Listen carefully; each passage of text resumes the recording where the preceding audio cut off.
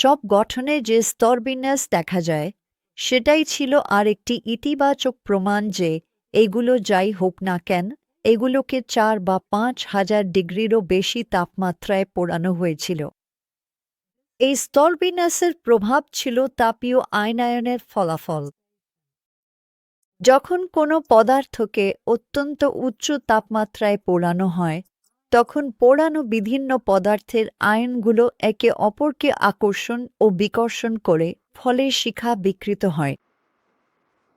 রন আমাদের দৃষ্টি আকর্ষণ করেছিলেন এখানে উপস্থিত কিছু বৈশিষ্ট্যের দিকে যেগুলো স্বাভাবিকভাবে কখনোই ঘটে না। তিনি আমাদের একটি অংশ দেখালেন যেখানে একটি ভাঙা ডাবল দেয়াল ছিল যা আমাদের দিকে একেবারে নিখুঁত ৯০ ডিগ্রি কোণে বিস্তৃত ছিল। আমরা যে স্থানটি পরীক্ষা করছিলাম সেটি ছিল মাসাদার পাদদেশে এবং আমরা মাসাদার চূড়ায় গিয়ে সেখান থেকে এলাকা দেখলাম।